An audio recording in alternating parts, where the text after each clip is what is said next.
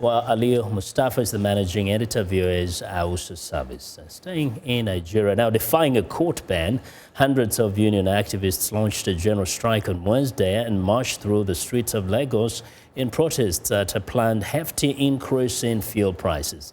Some 200 strikers faced armed police as they marched through Lagos, where some banks and many shops stayed open for business. Now the government hopes lifting costly fuel subsidies causing prices to rise up by two-thirds at the pumps will help alleviate the worst crisis in decades in Africa's biggest economy. A wave of strikes ensured the last time Nigeria tried to introduce a similar measure in 2012, and authorities eventually reinstated some subsidies. Well, to tell us more about the strike, we're joined on the phone by Lauretta Chiogor with Channels Television in Lagos. Good evening, Lauretta.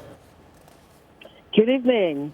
Now, first there was actually a court order against this strike, but it went on nevertheless. How was it today? Was it a successful strike? Well, the Nigerian Labour Congress shunned the court order and went on with the strike. Compliance to the strike by NLC varies in different states anyway.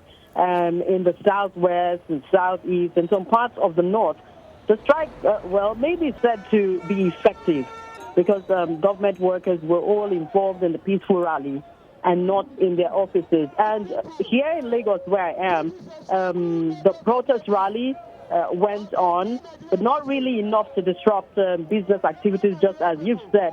It wasn't really enough to disrupt business activities like it happened in 2012 when the NLC and the Trade Union Congress called a strike and also a protest, and that was very effective in 2012, but not now. And what we could see was that there were lots of traffic gridlock around major roads in the state and also around the airport access, but that was not enough to disrupt any business activity at all. Lauretta, why was this not as big as the previous strike in Lagos and in Nigeria?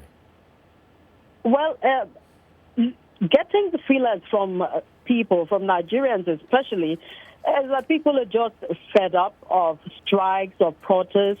They want to believe in the APC government that with the increment in fuel price, there could be a better condition for the people. The people are just, I think they're just tired of hardship.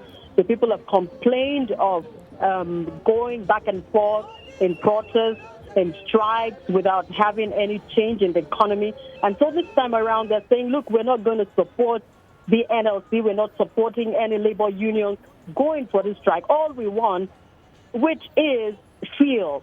And back here in Nigeria, the major challenge is that without fuel in Nigeria, because of the general blackouts that we have, power problems, people depend on this fuel to power their homes, to power their businesses.